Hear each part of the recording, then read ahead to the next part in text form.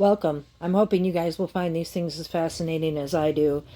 Just wanted to start out with a few things about Paisley Park, and then I am going to jump into some really exciting things that you don't want to miss out on. So, interestingly enough, Paisley Park was open on September 11th, 1987.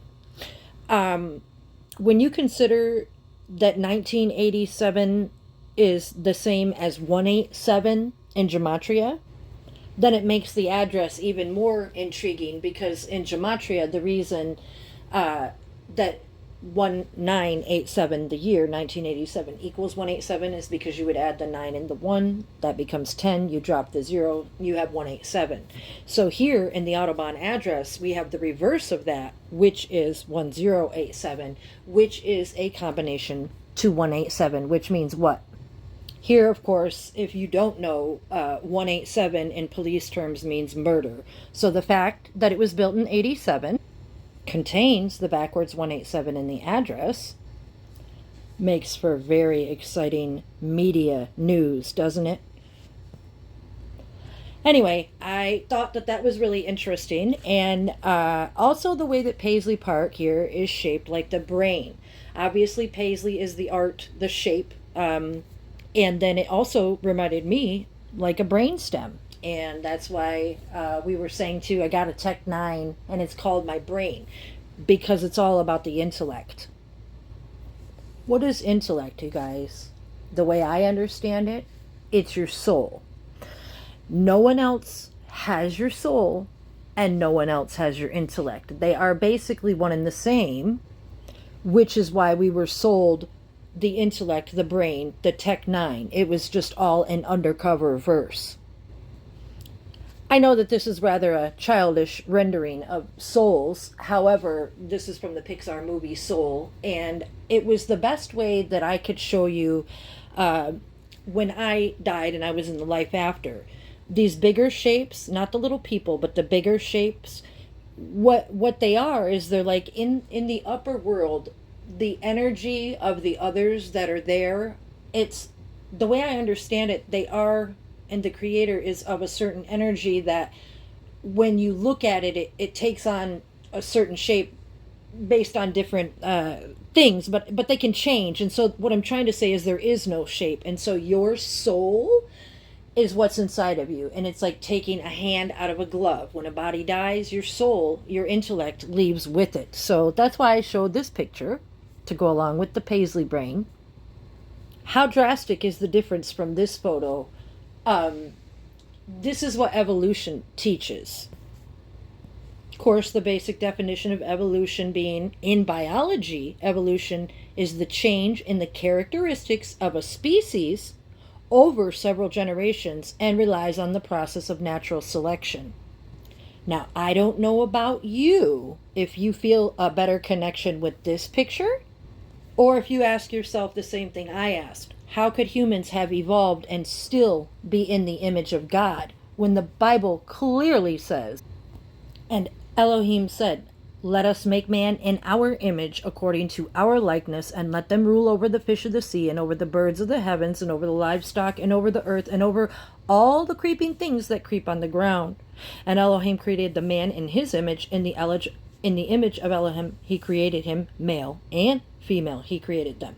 And Elohim blessed them, and Elohim said to them, "Be fruitful and increase, and fill the earth and subdue it, and rule over the fish of the sea, and over the birds of the heavens, and over all the creeping creatures on the earth." So humankind was created in the likeness of Elohim, which he is both male and female and has no form. So therefore, how are we to believe scientifically that we evolved? We don't believe it because it's a lie.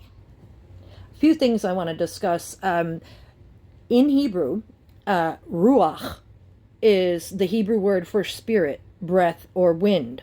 And the soul, the name for soul is nephesh, okay? The English Bible, they don't teach you these words because they translate them to other words. Here again, when the various levels of a person's soul, nephesh, corresponding to there's nephesh, ruach, and neshama, and all of those three words correspond to what we in English refer to as a soul. Bringing us back to this photo here, because in our physical vessels, there is a soul. Like I said, take a hand out of a glove, you're a soul. You're an intellect. In short, we must strive to make both the unconscious and the subconscious coordinate. In this way, you guys, we become aware of who we are to such an extent that we can then project our internal other out onto the external canvas of reality and experience them as physical manifestation. The trick in this world is to make you think you're physical, and you are not. You are a holy soul. A holy soul who has been tricked, and I will prove it to you by the end of this video, so stick around. Being that Christianity is the most prevalent religion in the United States, estimates from 2021 suggest that the entire U.S. population, 332 million, about 63% is Christian, you guys. That's 210 million people. So that's a lot of people that have had the wool pulled over their eyes. Why do I say that, you guys? Because if you haven't done your studies, the New Testament, American Bible, was written, the Hebrew version was taken and rewritten, and they put in the New Testament, and that was done by Constantine. Constantine made Christianity the main religion of Rome and created Constantinople, which became the most powerful city in the world. Emperor Constantine reigned over a major transition in the Roman Empire and much, much more. What's really important about what they did in the Bible is they took the word neshama, which we just talked about meant soul, and they translated the word to breath. Now, why would they do that?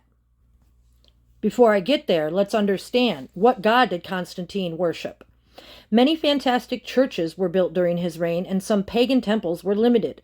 Despite this, it is not obvious that Emperor Constantine was a very committed Christian, and he would continue to venerate the sun god Sol Invictus for most of the first half of his reign. A couple of things I want to mention, you guys. He was a Roman emperor, Catholic Roman, crazy emperor that killed a billion people, not literally, but probably, and burned Bibles, put them in big giant piles, burned them all, threw babies off cliffs, did all kinds of horrible, horrible things, and then had the New Testament written and introduced in 1611. And when they introduced it, they had taken out the word soul and made it breath.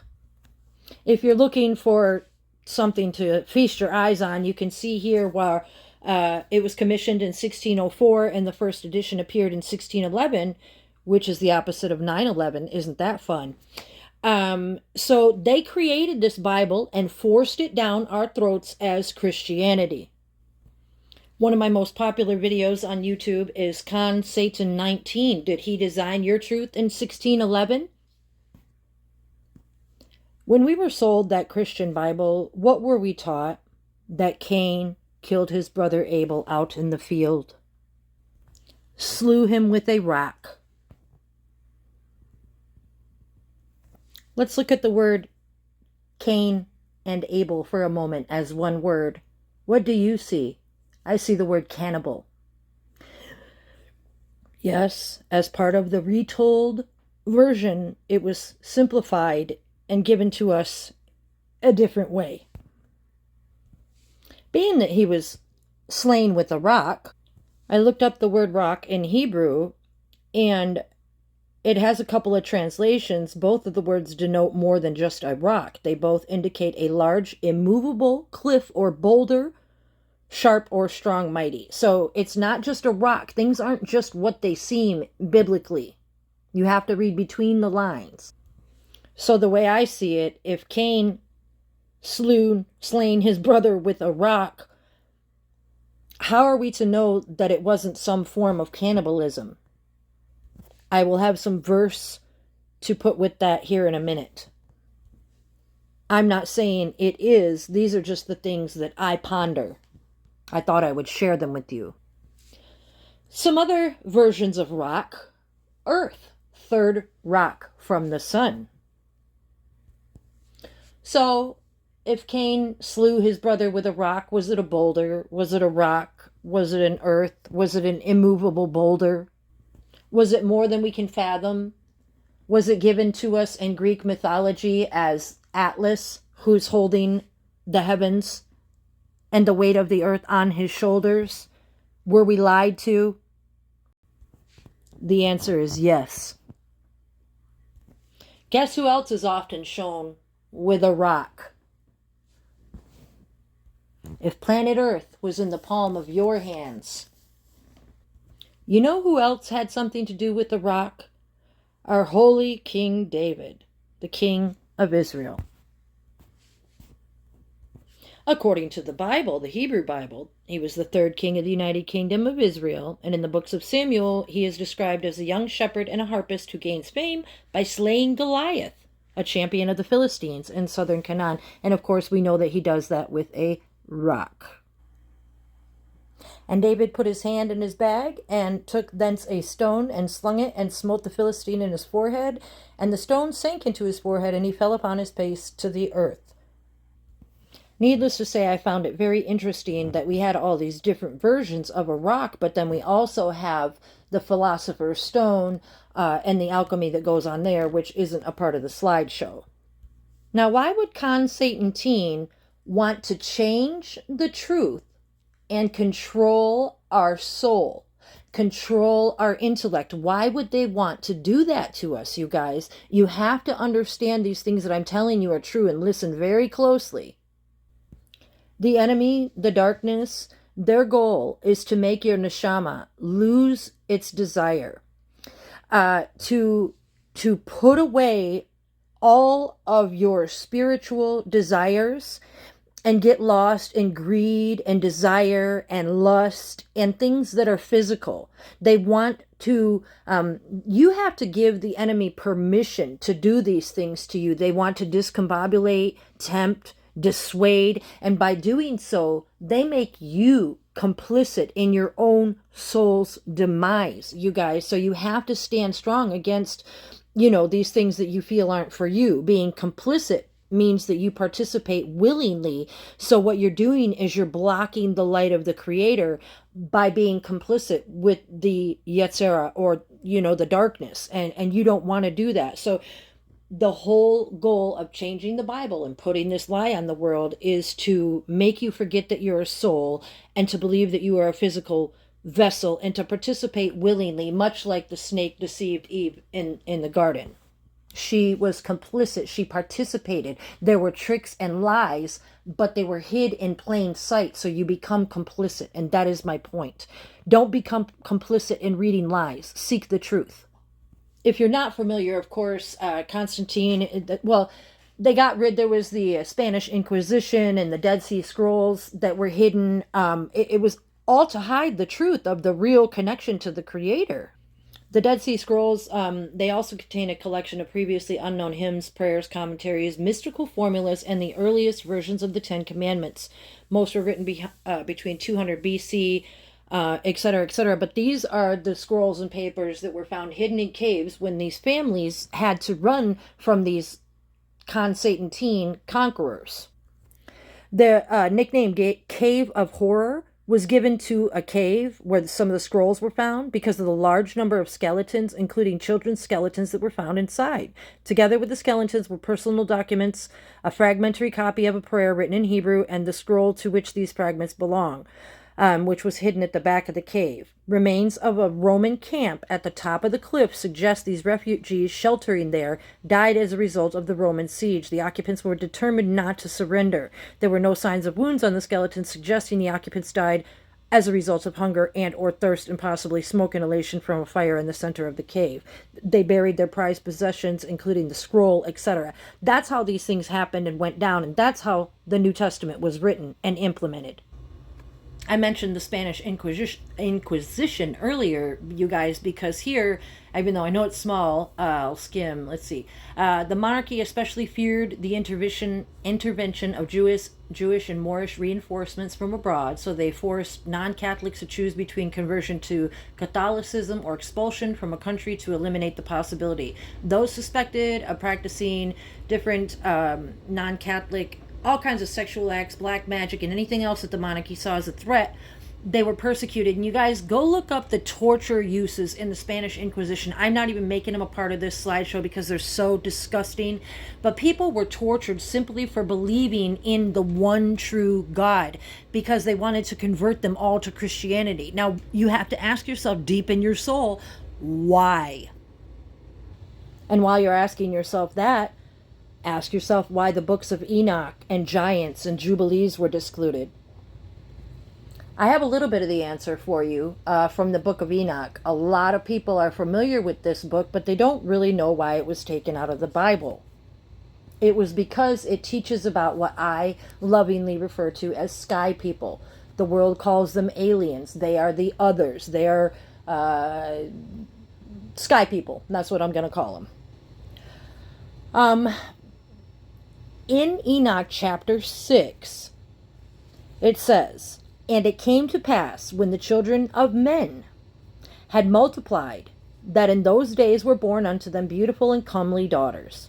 And the angels, the children of the heaven, saw and lusted after them." This means the angels wanted the daughters. They lusted after them, and they said to one another, "Come, let us choose wives from among the children of men, and beget us children." So the leader said unto them, "I fear ye not indeed agree to do this, and I alone shall have to pay the penalty, blah, blah, blah." And they all answered him and said, "Let us swear an oath, and all bind ourselves by mutual imprecations not to abandon this plan, but to do this thing."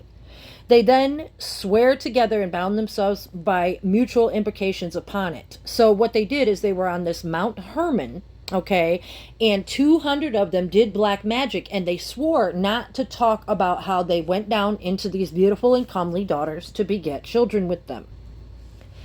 Chapter 7, "And all the others together with them took unto themselves wives, and each chose for himself one, and they began to go in unto them, and to defile themselves with them. And they taught them charms and enchantments, and the cutting of roots, and made them acquainted with plants. And they became pregnant, and they bare great giants, whose height was 3,000 ells, who consumed all the acquisitions of men. And when men could no longer sustain them, the giants turned against them and devoured mankind. And they began to sin against birds and beasts and reptiles and fish, and to devour one another's flesh and drink the blood. Then the earth laid an accusation against the lawless ones. Then the angels went to the Creator and had him punish them and do some things. But my point is this, you guys. Here in chapters 6 and chapter 7, they talk about how they go into women, defile themselves with them, and these are the children of men. So angels, sky people, had the sex with the people, bound themselves on Mount Hermon to not ever tell anybody about it. And when these women gave birth, you guys, of course, the Bible talks about giants, but it doesn't tell you these types of things, that the giants turned against them and devoured mankind and began to drink the blood, okay? Which sounds like what? A vampire or a cannibal. Which brings me back here to Cain and Abel, cannibal. Now, AI, think about it. In Cain, it's AI, artificial intelligence, cannibal, okay? Take out the AI and you got cable. Might as well be television. Now, what's truly messed up, but you got to listen close, because the Bible, and this is of course the Hebrew version, but it's also Genesis chapter 6. So where Enoch chapter 6 talked about the women, also Genesis chapter 6 talks about the women, and it writes it different. "And it came to pass, when men began to multiply on the face of the earth, and daughters were born unto them, that the sons of God saw the daughters of men, that they were fair, and took for themselves wives whomsoever they choose. And the Lord said, My spirit shall not abide in man forever, for that he is also flesh. Therefore shall his days be 120 years. So it doesn't tell you the same thing that Enoch told you, that they went on to the daughters and defiled themselves with them and whatever. And then they go on to talk about the Nephilim, the giants. They say they were in the earth in those days, but also after that, when the sons of God came in unto the daughters of men, and they bore children to them. So it's interesting to me that Enoch 6 takes to Genesis 6, and they talk about the same thing.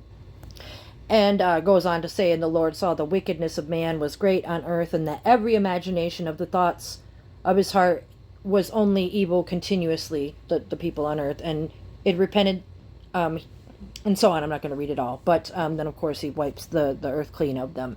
But you guys were not told the true story. So the reason the Enoch was taken out, because it talks about cannibalism, and then the book of Genesis tries to put it in a little bit more polite way. The other thing that I always pondered was, what was the mark that God put on Cain? He went to him after he had slain his brother, and Hashem asked him why his countenance had fallen, and told him that if he would quit sinning and not listen to the sin crouching at his door, that he could better himself. But Cain didn't want to do that. So what was the mark that Hashem put on him? Consider the word mark, M-A-R-K. Consider the word America, spelled with a K. What do you see? M-R-K. M-K Ultra. Marked. So if you take America, spell it with lowercase a's, you got 666, and you got M-R-K, and if you flip the 6 or the A upside down, it can also be a mark. It can say a marca. So that's where we get America, stuff like that, merked. Yeah, it just is what it is. Take a look at the word America if you write it the right way. Okay, you've got America. Okay, now we know Prince Rogers Nelson in the media was known to have named his son Amir. Okay, what you see beside that is the Hebrew Aleph. Okay, it's the letter A. If you can't make a Hebrew Aleph, then you can write it as an IC. So, top right corner, that is the Aleph. In Hebrew, if you're typing or you can't write the Aleph, then and you're just writing in print or block format, you can use the IC that you see here, top right. So that's what I did when I broke this down. Instead of writing the Aleph, I wrote IC, okay? And then I put the other A at the end, which is what, you guys?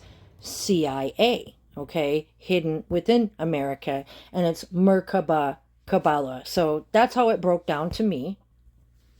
It means that we are marked as a nation, and listen to the rest. You'll know what I mean, and you'll know a bit more about the plan. Biblically, we see art like this and photos like this. This is, of course, the holy Merkava being seen by Ezekiel and in the throne chair there. This is the Merkava, or Merkava. It's the holy chariot that the Lord travels on, and what was shown to the prophet in the Bible. So that's what these two pictures are. And the cool thing is, you guys, when I was in my life after life, I saw this. Like, I was there. I did these things. And this is what I wrote, actually. Upon entering the next room, there was no doubt that it was him. He sat in a throne chair, projecting his 2010 Prince image. There he sat, shiny, looking oh so sexy. He was sizing me up with side eye. He looked very serious, sad, irritated, yet unflustered. There seemed quite a bit of tension in the room. Notice I didn't say air, because there was none. I recall feeling ashamed to be there, meeting my greatest love under those conditions, but mostly just captivated. When I saw him this way, I knew that we had met before. I felt this rush, like a magnet that is being pushed and pulled, but unable to move. I'm fairly certain some angels were there protecting him by the throne chair. I may have asked if I could hug him. Being unable to control the magnetizing feeling, I took a baby step forward, but the protectors weren't having it. It was hard to remember, but I think the Creator was very displeased with me. I could feel it. When he rose from the chair morphed as he did. As he moved across the room, the chair morphed into a tail, like a dragon tail. It had a huge white aura surrounding him that was part of him. He showed himself as some sort of white being, very, very old, as well as a serpentine dragon with wings. It was all kind of like one big aura. It's him, the Ancient One. Something transpired. I cried, and the protectors left for a while. I don't recall all that transpired or everything that was said, but after the angels left, he morphed again to look as Prince, and he told me that the world as we know it has come to pass. He said that there is an order, a timeline to absolutely everything. The words excuse me, the words that he created, the worlds, pardon me, that he had created were on a clockwork system of things, as I recall, maybe similar to the innards of a grandfather clock, everything precise, layers. As he got older, he had to assign watchers and trust them to balance things. They did not. The balance he created was thrown off by their greed and desire to know things as the creator, thereby creating an imbalance. And then that's how this system to overthrow was devised. That's what I wrote as a memory in spring of 2020 when I woke up from my life after death. And that had to do with seeing the creator on the throne chair, much as is shown here. Now, the cool thing about the noun Merkaba or Merkava, the reason they switch it up like that is because the B and the V in Hebrew, they can be the same letter depending on how it's being used. So we're just going to call it Merkaba. The noun Merkaba, thing to ride in, is derived from the consonantal root, and then it shows the Hebrew letters RKB, with the general meaning to ride. Now, you guys know the song that he wrote, The Ride. Turn up, y'all.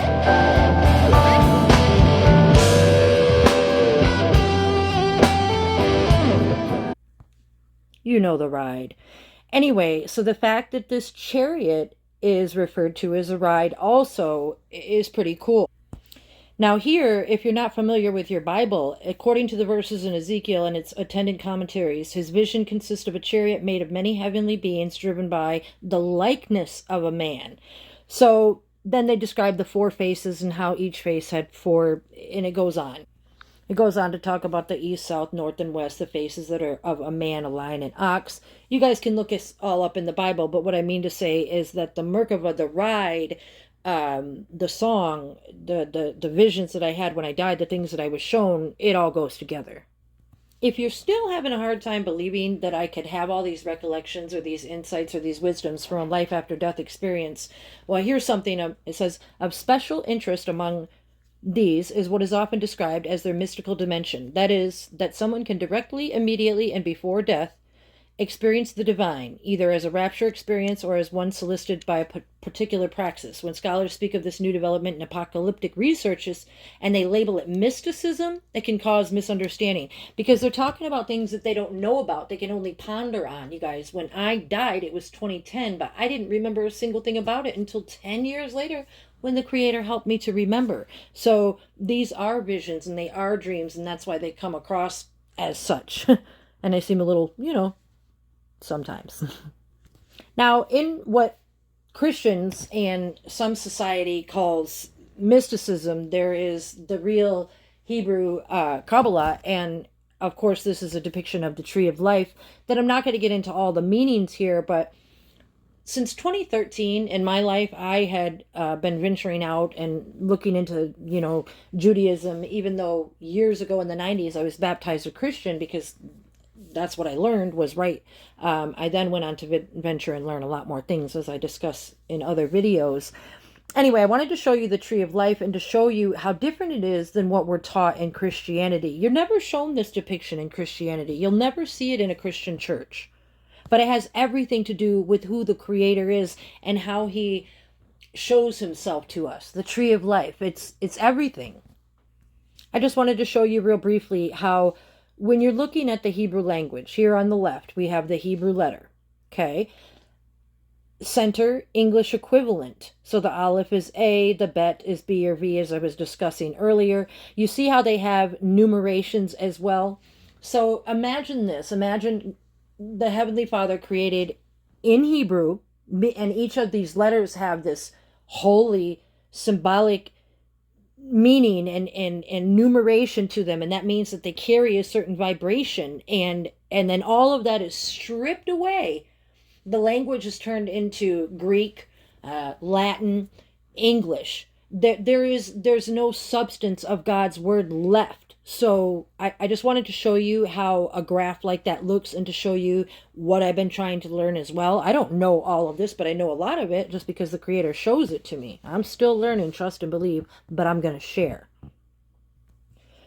This is something I did in 2013. That was my first study of the Tree of Life and the paths. Yeah, and it's real old, so 2013, ancient, like a Dead Sea Scroll now.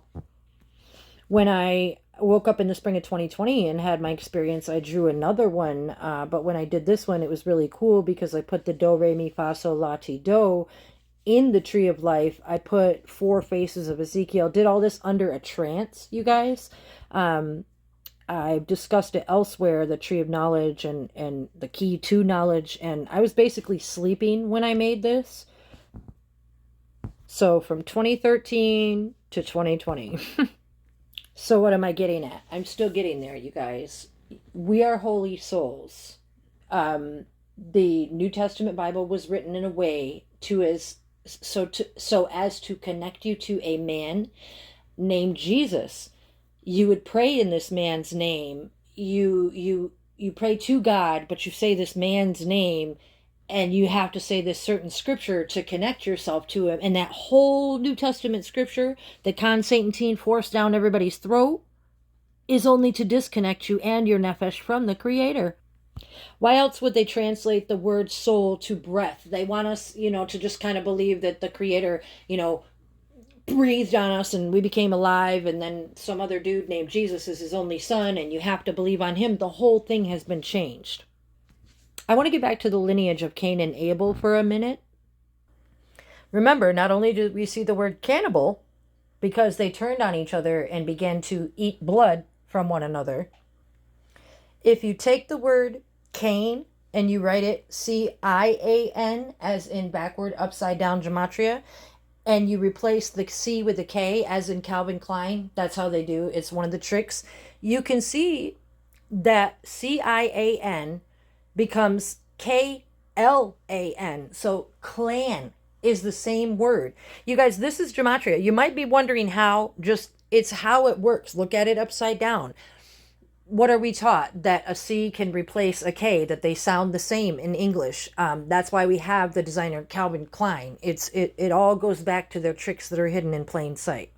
More importantly, getting back to Cain, Cain's response to his punishment, he was marked M-R-K. It's threefold. He builds a family, builds a city, and he builds a legacy. He builds a family. Let's stop and answer a familiar question. Where does Cain get his wife? The answer is very simple. Since the human race descended from Adam and Eve, he must have married one of his sisters or one of his nieces. Later on, God would forbid marriage between close relatives, of course, in Leviticus, which is 18:7 through 17, which is strange because it's 187 as well. Just all these numbers strike me like that. Let me move on. But at this early date, no sin was involved because the world was just being populated. And even though we find incest very not okay in this day and age, in the beginning when the earth was being populated, they didn't have the rules to guide them the way that we do now. So Cain is building a city. Rapid growth in population takes place. There was a self-protection measure since he lived in fear. At a deeper level, the desire to build a city is an act of rebellion against God, who sentenced him to wander the earth. Now Cain will defy the Lord and settle down with his own people to build his own city.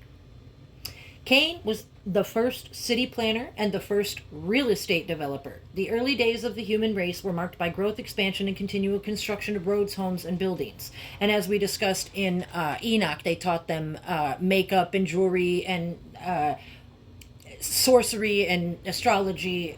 We didn't discuss that, but if you go read the book of Enoch, they did that as well. So anyway, Lamech, Cain's offspring, he decided to marry 2 women and introduced a new morality. He jumped the fence on God's original design for marriage and became the first polygamist. Can anybody say Church of Latter-day Saints, Utah? Now, instead of one man with one woman for life, sexual desire overrules God's design and anything goes. The names of the wives suggest he was motivated by sensual impulses. Ada means beauty or ornamental, and Zillah means tinkling or seductress. Centuries later, we move to the present. What do we find on the contemporary scene? Divorce, sexual exploitation, abortion, internet pornography, gay rights, trans, all of it, you guys. And the worst of it is we are no longer shocked at these things. In some cases, we tolerate them. The genealogy of Cain, it gives no ages, since his line, being cursed by God, would have no eternal history. But Seth's genealogy not only gives the age of each patriarch at the time of the firstborn, by whom the line would be continued, but the number of years he lived after the birth and the total years of his life. That is, of course, the genealogy there in Genesis. Each individual is important to God's eternal economy. Genesis 5 has been called the Bible's graveyard. We're told Adam was 930 years of age when he died. It took that long for the death sentence of Eden to catch up with him. Only one other person's death had been recorded so far, that of Abel the martyr. Thus, the first 2 people to die went to heaven. The third person to leave the scene would be Enoch. He didn't even die. God began to populate the heaven before Satan began to populate hell. And that's what's important, you guys, is the people that we're told died first, or went to heaven, it means that God was populating heaven before Satan began to populate hell.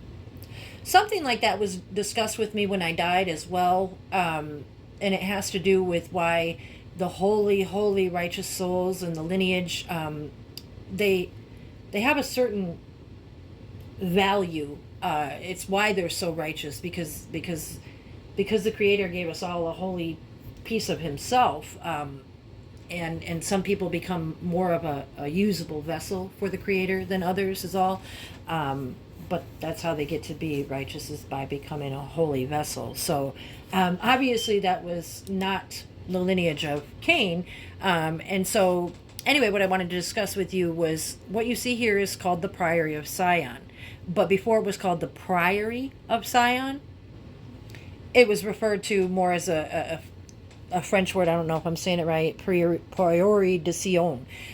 So you guys, what I wanted to show you was, you may or may not be familiar with this, and I'll tell you what it is in just a minute. But if you take out all the vowels, it is pretty close to the name Prides, or Pride, which is my last name, Pride. So the Priory de Sion was allegedly beyond the Da Vinci Code. These are the people that consider themselves the offspring of Jesus and Mary Magdalene. If you believe the New Testament, that one man came and died for all your sins, of course, we're told and sold that he didn't commit any sins and wasn't married, didn't have any children. And then, of course, you have the Da Vinci Code and all the books and various things saying that he did have lineage. And the Priory is the name of a secret order which created the Knights Templar, and it's military. You guys are probably familiar with the Knights Templar. It should be remembered that they are the forerunners of Freemasonry. The Priory functions through the centuries, acting in the shadows, and has orchestrated certain critical events in Western history. It exists today and still operative. Listen, its declared objective is the restoration of the Merovingian dynasty, the bloodline.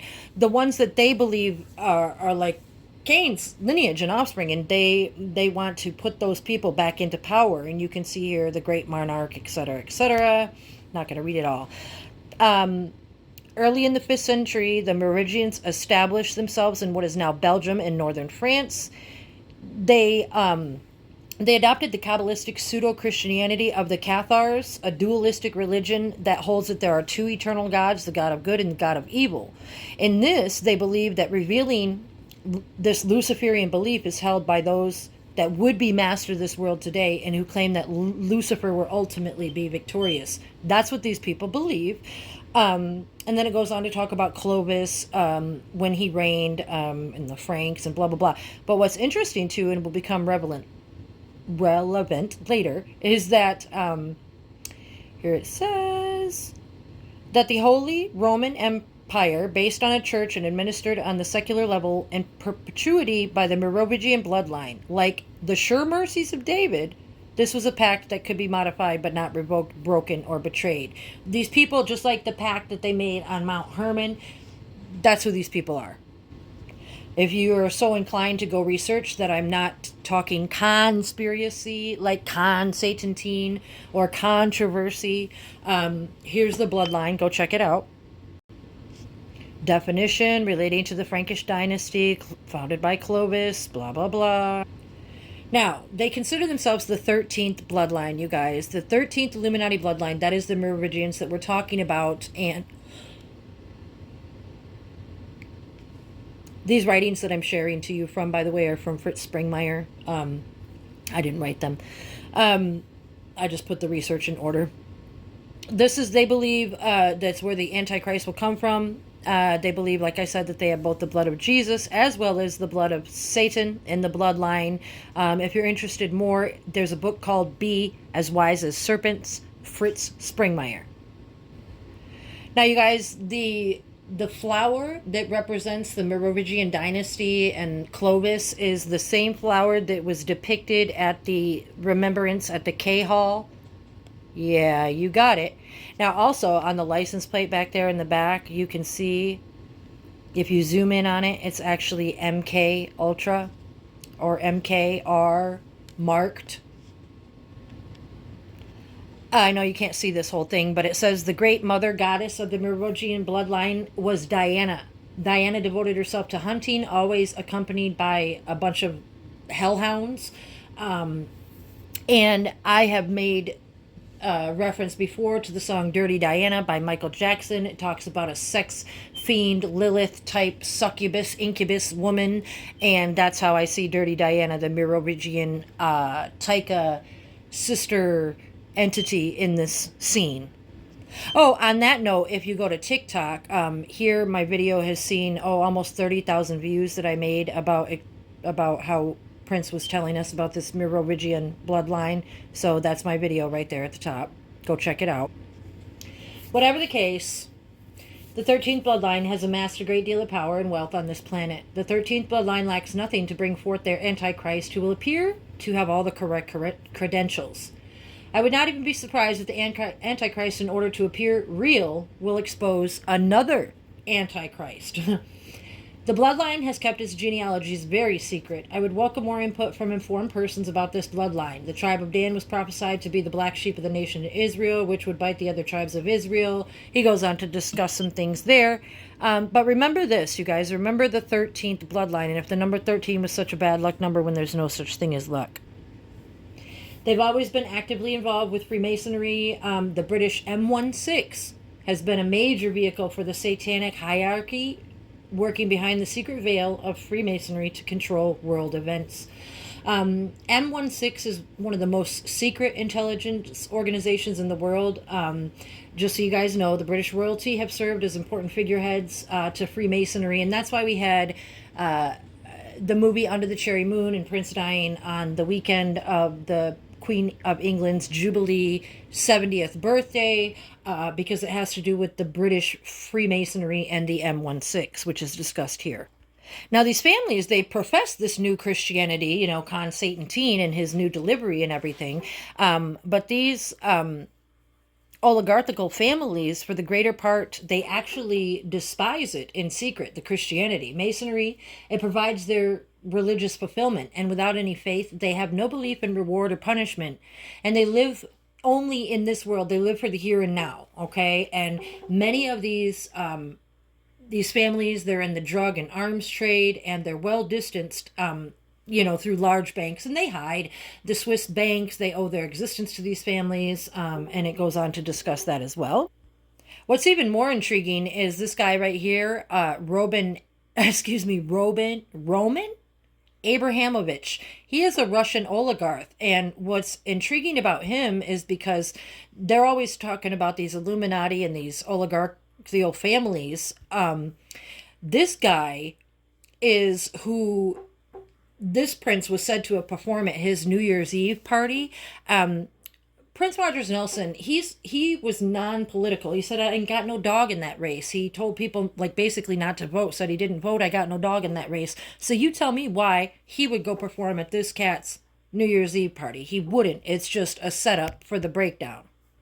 Now, I don't watch the news. Maybe you do. What's really interesting is as this information that I'm bringing comes to light, this has been in the news recently that at least 7 of these Russian oligarchs have been found dead in recent months. Some of they're calling them suspected murder-suicides along with their wives and children.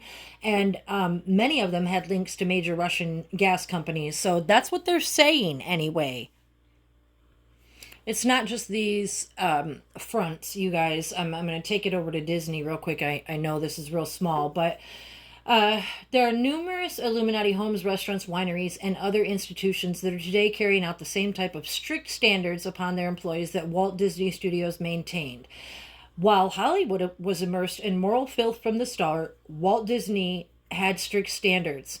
You guys, from it's all about creating a false front. And what this says is it talks about how he never allowed employees to have alcohol, although he had it in his private studios all the time. That all you guys know from watching and informing yourselves that Walt Disney was a 33rd degree gematria, and into Freemasonry, and Disney is perhaps the epitome of Illuminati's ability to create images. You guys, they have created great images for things. Walt Disney movies, Disney, the amusement parks. You guys, my rabbi was talking the other day about how when they first built the park, they didn't put in trash cans. They actually watched how far people would walk before they threw a piece of trash down onto the ground, and then they installed the trash cans, and now they have the trash taken down through the bottom so that the illusion is that there's no trash at Walt Disney World. Everybody knows that they put like the word sex in Lion King and all the phallic symbols. Behind Disney's good front lies hard porn, snuff films, white slavery, mind control, and the seduction of several generations into witchcraft. I made a Facebook post, you guys. The new Puss in Boots is the worst. It's like Kill Bill for kids.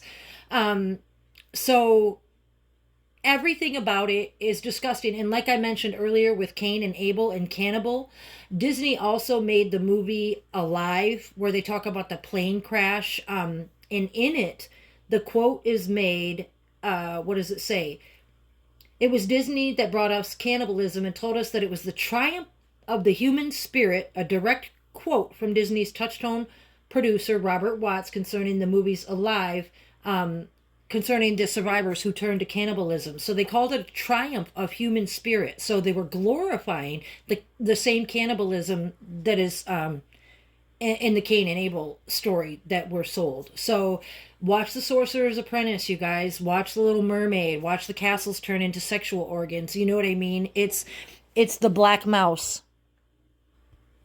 At the very core of this one world system, you guys, is Satanism. It was told to me when I was in my life after life. What they're doing, all these fronts, they hide behind all these fronts in order to establish the help of everybody. Here, let me explain it to you a little better.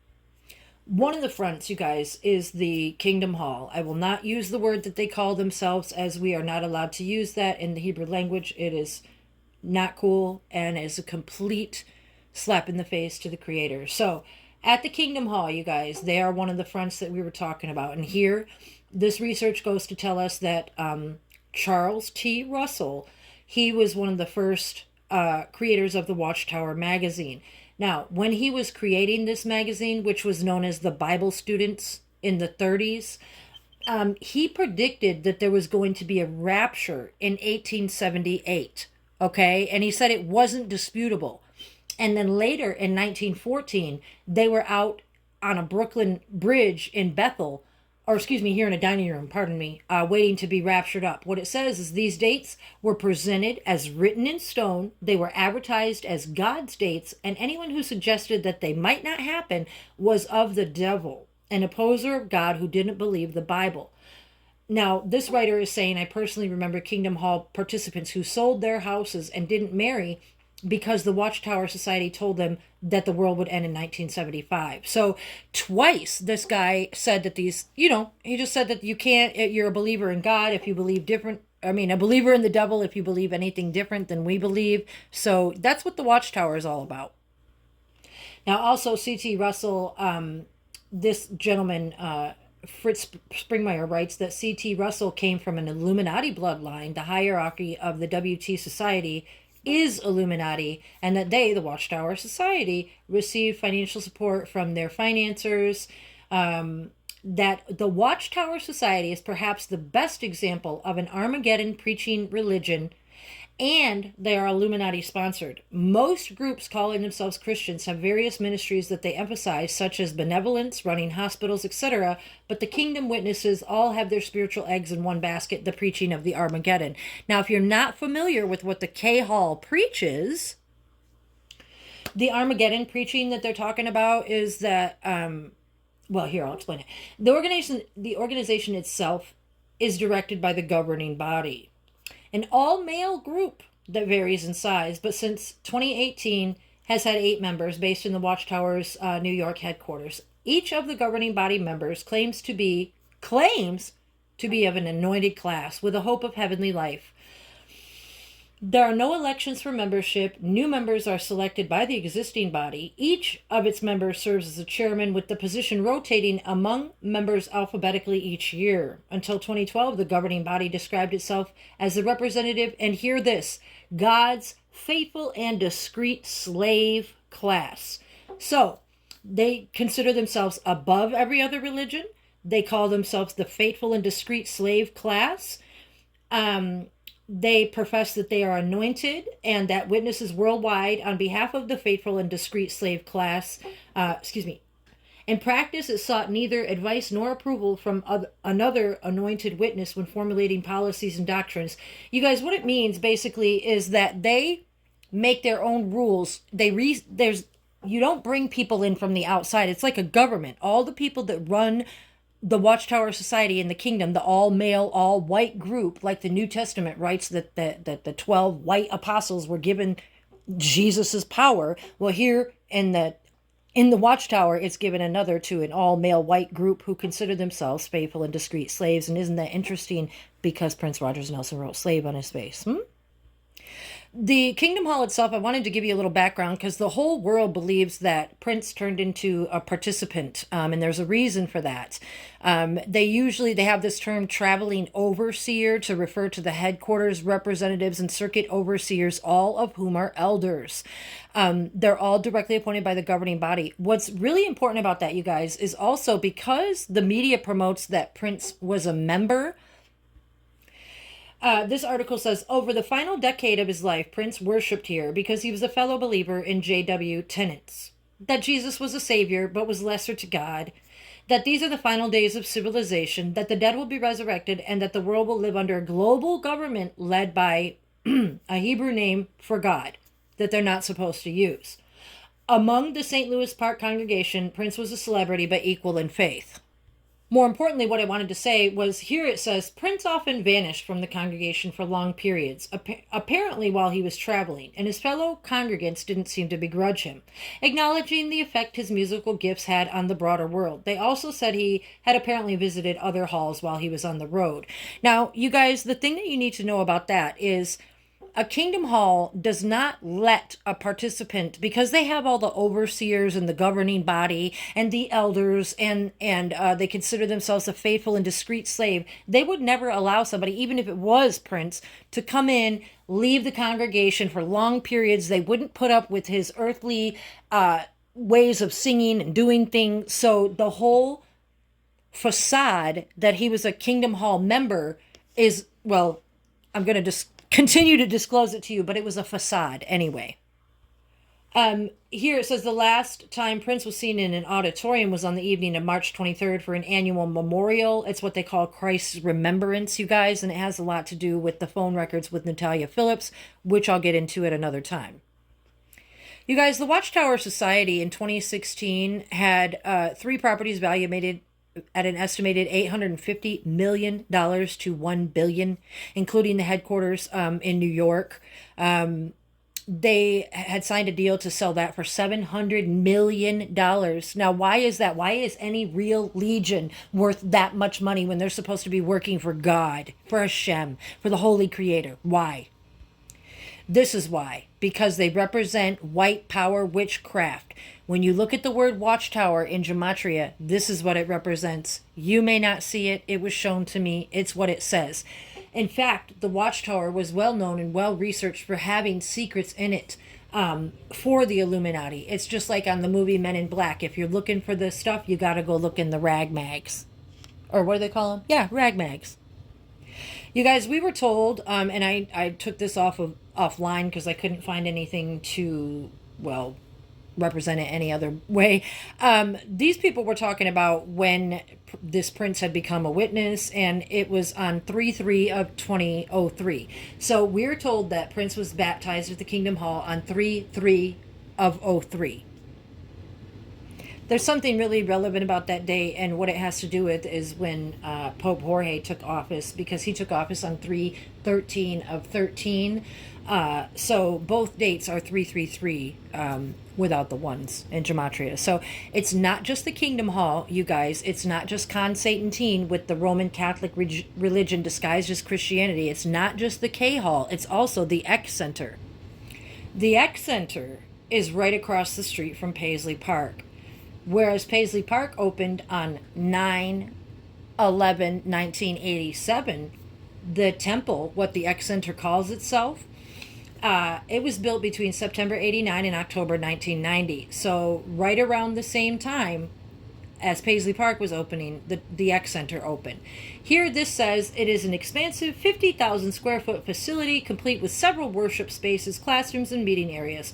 225 tons of steel went into the building, and around 52,000 concrete blocks were used to build it. Approaching from the front parking lot, the first aspect of the temple is that it stands out in this immense pyramidal roof. Eck Master Harold Klemp explained, the steeped pyramidal roof is reminiscent of architecture common to ancient Sumer, Babylonia, and Assyria. Why is that, folks? The design symbolizes mankind's spiritual journey up the plateaus of life. Humanity starts at the levels of human consciousness and makes its deliberate way to the summit, which is God consciousness.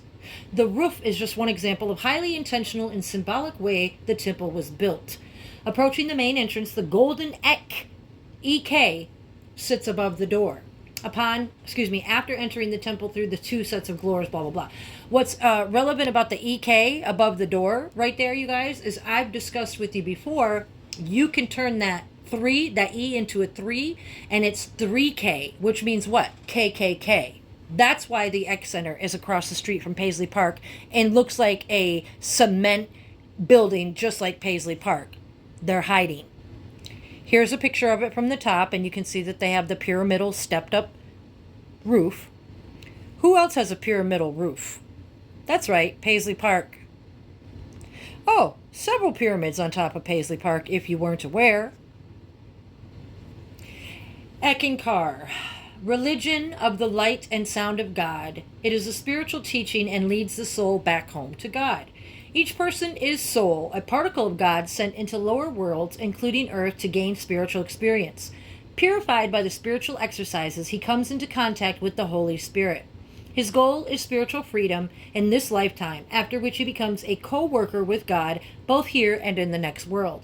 The Eck, Holy Spirit, purifies one of karma, sin, making it possible for him to accept the full love of God in his lifetime. Then he gains wisdom, charity, and freedom. Sri Harold Klemp. That's what he says. Now, what I wanted to point out to you guys was their beliefs are very similar to that of the original Hebrew experience, which is what I was discussing when this video first began, that we are holy souls.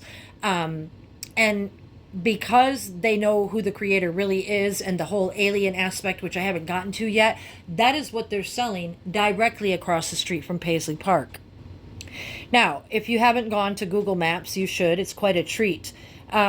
Here, the top half is the Eck Center, the Temple of Eck, at the top right. Now, do you see how it looks like a little space monkey with two hands up to his head? That's what it reminds me of, anyway. And then there's the bottom half of it over there. So there's two pieces to the Eck Center, actually. Now, across the street from that is the Lake Ann Field and all the other things. And then I think Paisley Park is on the other side. That's my bad. But anyway, I always call this a space monkey because that's what it looked like. Because it is.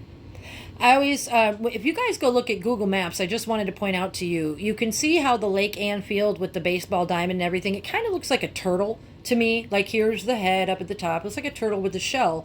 And then there's the top half of the space monkey and the lower half.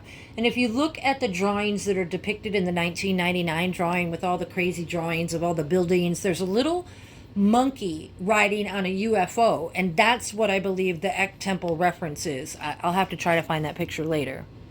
See, little space monkey, hands up to the eyes, kind of like if you ever saw the movie WALL-E. Now, when the creator was exposing things to me, I was writing down the word Eckankar, and you can see another similarity as with America. It has the CK that we talked about earlier. Not only that, but it's AAA or 666 upside down and backwards, or egg. It depends on which way you look at it, because that's why we were taught capital and lowercase letters in English. You notice that the Hebrew doesn't have a capital and a lowercase letter. It only has one letter. However, in English, because they're building a language, in essence, spelling, just like television, telling us what we want to hear, they're spelling, casting spells with letters. So when they use certain letters, shaka, shaka, shaka, shaka, Khan. Now, this is a letter from Doug Cunin.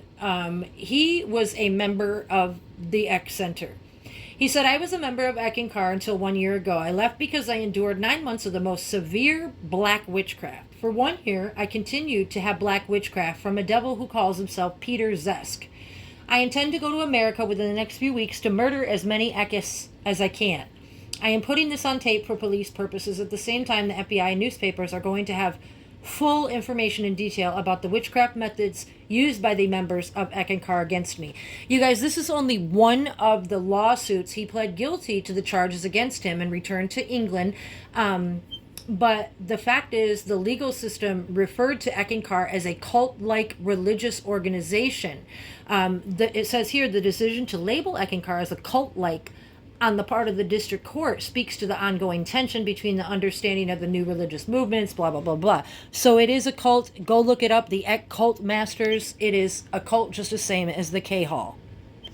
I believe we were being told about the Eck Center here with the Recca ECK right in the middle. Recca, Recca, Recca. It wasn't just for Sam Cooke albums.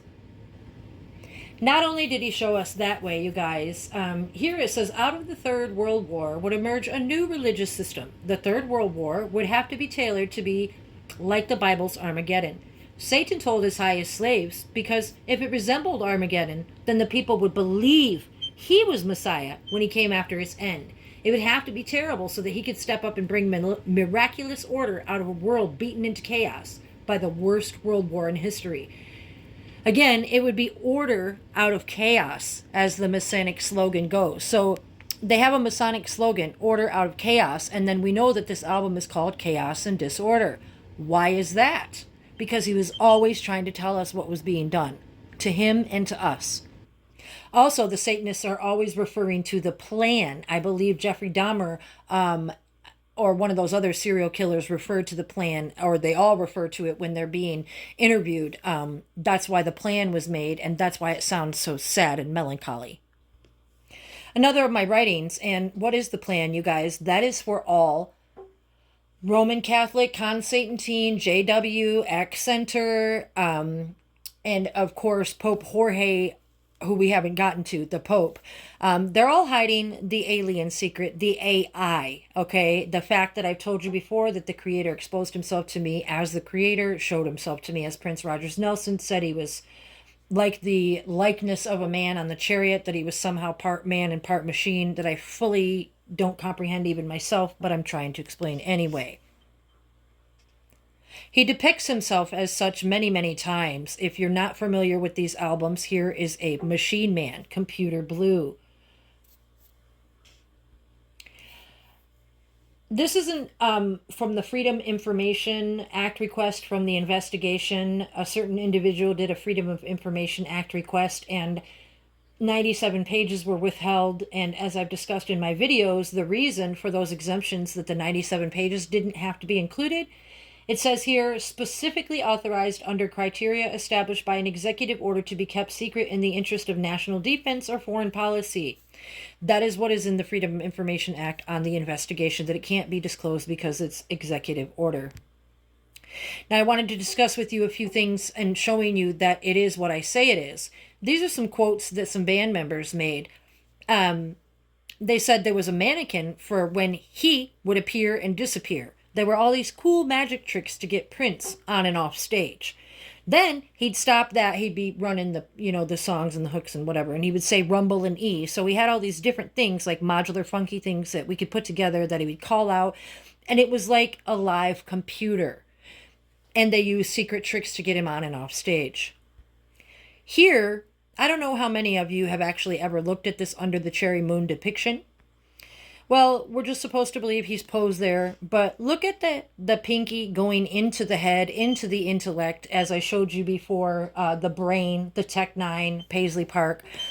Also, what I want to call your attention to is how he's always showing us with his hands that some of the digits are longer than others. If you take a close look and zoom in on your own phone, you'll see that the fingers elongate.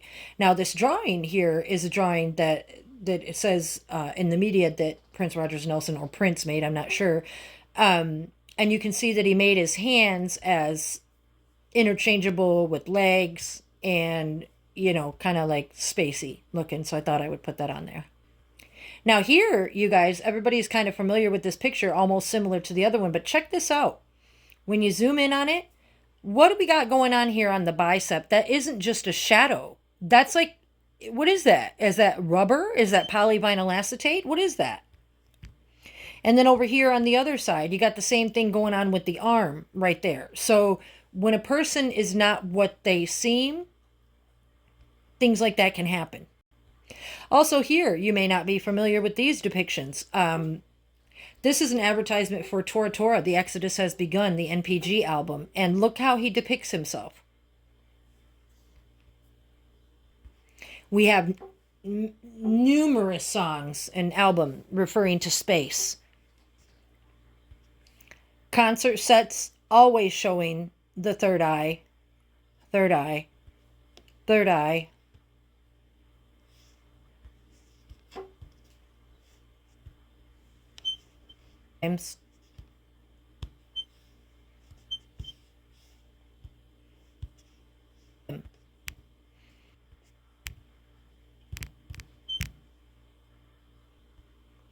Much like these stage representations of orgies, and this is from Get Off, and, you know, it looks like a bunch of people doing crazy stuff and the buttless pants and so forth. We were all led to believe that he was just a crazy sex fiend, but that's not the case. He was actually showing us what was going on in the background. Stage setups, you know, that are phallic, you know, much like the castles in Disney. You know, he showed us this at the concerts. I saw 5 or 6 concerts. I can't remember, but these are the kind of things you would see there. I think that reminded me of Solomon's Temple for some reason. Of course, there's the crystal ball, seeing the future, always talking about the future, electricity. Prince was always showing himself with electricity, or memes were being shown with electricity. And as you can see here, this live album from Germany, Electricity. Why is that, you guys? I'm going to tell you. Even this album shows, you know, electric. Jellyfishes are electric. You know what I mean? They can sting you. It's electric. It's electric from the sky, the guitar and the water. You know, thunder only happens when it's raining. It's electric. Boogie, woogie, woogie, oogie. We even have this interview with the band saying, you could feel the electricity. To fully understand what I'm saying, you have to go watch my video on Maui, Prince, and electricity. It discusses how the creator, the name Prince Rogers Nelson, has CERN in the middle and references CERN, the place in Switzerland where they're trying to recreate the God particle. They're trying to like redo the Big Bang and smash particles together and recreate what the creator created. And isn't it interesting that the middle initials of Prince R. Nelson spells CERN? That's why we have all the depictions of electricity. When I was in the heavenlies, he disclosed to me that because it has something to do with being how we're reincarnated. It's like being reanimated in a way, especially with him being the creator, I think, in some way that I can't fully explain. But he showed me that he is that, and it's just part of the huge secret that's been on the world. Not only that, you guys, but when you look at this famous picture, of course, of the Purple Rain album, I want to bring your attention to the black part of the bike with the 2 orange lights. Again, think about the movie WALL-E. Think about the space monkey that I was just showing you. because he's able to be everything in like a machine way, but also when he wanted to depict himself as a man. Also, this part of the motorcycle is like him. I've seen it in my visions, and where the kickstand is down here on the bottom right, it represents like a hand. So if you look at the two orange lights as eyes, the middle part is the automated body, and then the left hand being sort of like a claw, and the tire being the other leg or hand. Well, it's like a little machine man. It just is, you guys. It's because he's the creator. He can create himself as anything. Now, we discussed the K Hall, the Eck Center, and the Roman Catholic Constantine, but we haven't yet discussed Pope. He goes by Pope Francis, coincidentally the same as Francis L., Prince's father. But anyway, his real name is Pope Jorge Mario Bergoglio. Now, the Vatican, you guys, they are owners to the largest pine cone statue in the world. It's at Vatican City. The Pope is often seen with the pine cone staff. All of these old pictures of these ancient Assyrian gods and so forth, they all hold the pine cone. The pine cone. Osiris has the pine cone. The reason they all have the pine cone is because it represents the pineal gland, the third eye awareness.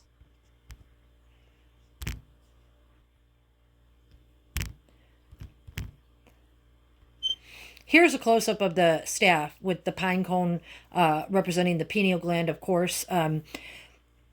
You guys, not only is it the pineal gland pine cone representation, to me, if you go and look at the COVID virus pictures, it looks like the little virus thing as well. So the plan to own the intellectual property is a plan, which is why they have the largest pine cone there and everything else, as we were discussing. Never piece of intellectual property. This is our goal. The plan is to own your intellectual property, which is in essence your soul. It's something that the Illuminati and they have been working on for a very long time. I want to show you something quickly. Look at the name David, King. Look at the name Cain. What do you see in both the names? You see AI, artificial intelligence. What do you see in the name Vatican? AI. Now, I know the Vatican is misspelled because it's actually Vatican. It's just a play on the letters, okay? It's actually Vatican. That's what I call it. The conspiracy. Anyway, as I discussed earlier, take the name Cain, C-A-I-N. If you rearrange the letters, you have the CIA, okay? It's the I after E except after C rule. It's the CIA hidden right there.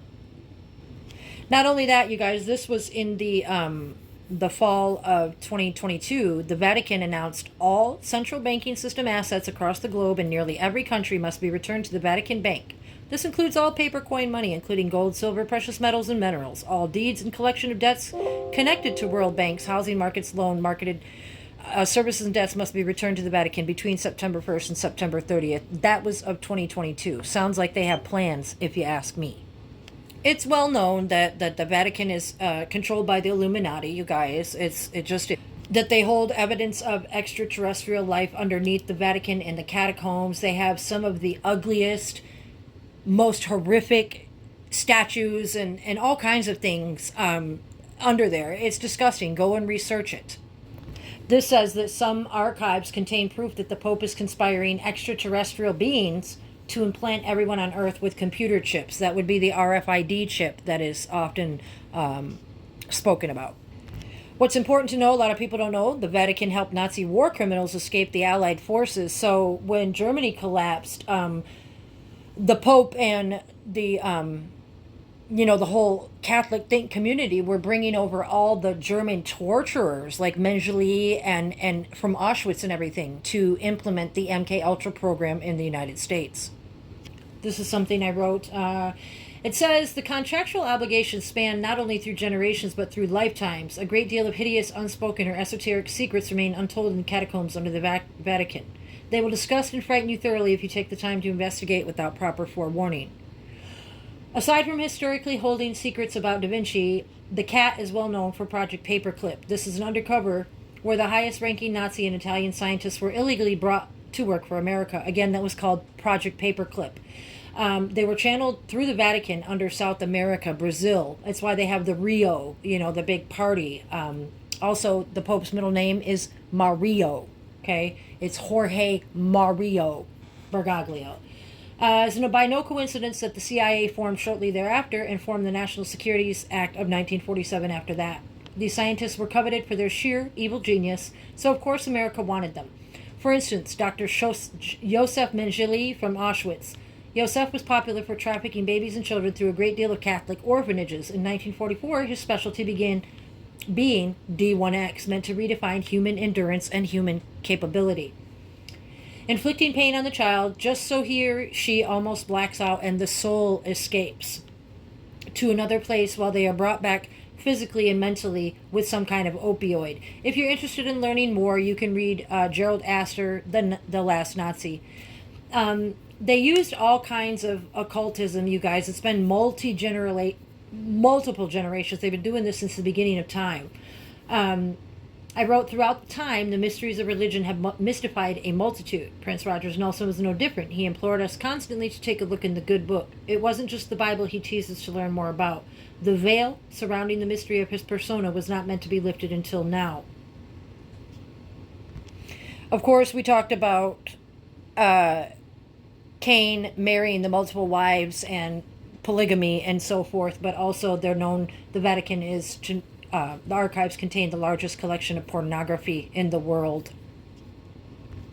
Now, in this last decade, you guys, the Illuminati has given the green light to finance Hollywood movies that show natural disasters. Think about all the floods, the waves, the earthquakes, everything, you guys. They're all natural disasters, So the public has been inundated by movies about these movies, which are referred to as the wrath of God. And of course, the New Testament, the way it was written, it says when these things start happening, that means that Christ is coming and this and that in Christianity. And of course, here, Fritz Springmeier goes on to write, I've written a good number of articles about weather modifications and the evidence of how many of our natural disasters, famines, tornadoes, floods, earthquakes, are being encouraged by weather modification.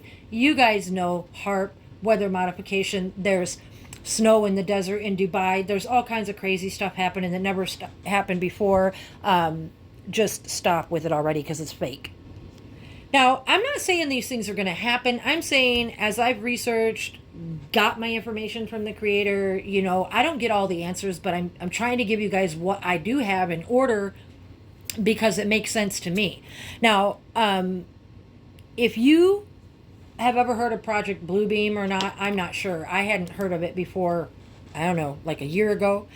There's something called Project Bluebeam, and it has a couple of parts, and here's a couple of screenshots. It's to make humanity think that an alien invasion is about to occur at every major city, making Christians think the rapture is about to happen. They would use a mixture of electronic and supernatural forces, allowing the supernatural forces to travel through fiber optics, coax power, and telephone lines to penetrate all electronic equipment and appliances that they will then all have special microchips installed. Then chaos will break out. Now, you guys, if that sounds crazy, think about how everybody uses their phone to do everything, how during the COVID lockdown we were all made to work at home and do everything at home. Think about the fiber optics, the 5G power lines, all of these electronic microwaves, everything that are bringing all of this power. It's actually supernatural forces, you guys. A TV show isn't just recorded on a Hollywood movie set and then blasted onto your TV at home. What do you think that is? That's a cult. Chaos will break out, and finally people will be willing, even perhaps desperate, to accept the New World Order. The techniques used in the fourth step exactly the same used in the past in the USSR to force people to accept communism. There's been a device that has apparently already been perfected that will lift enormous numbers of people, as in rapture, UFO abductions. So what the proponents of the Blue Beam are saying, that there is, and I've been privy to the knowledge that there are flying machines. I was on one in my afterlife. That if you don't believe what these people are perpetrating, and if they have these magnetics to actually lift people up off the ground or make them disappear, God forbid, to make people think they're being raptured, Well, think about if you were left over after that, what you might be willing to do because you were so scared. It's all about fear. And then all people will be required to take an oath to Lucifer with a ritual intention to enter the New World Order. Resistors will be characterized as follows. Christian children will be kept for human sacrifice or sex slaves. Prisoners will be used in medical experiments, used as living organ banks, labor camps, etc. And it goes on. A lot of those things are being done now, just hidden in plain sight. I'm going to have to do 2 parts to this video, obviously. I didn't realize it was getting so long.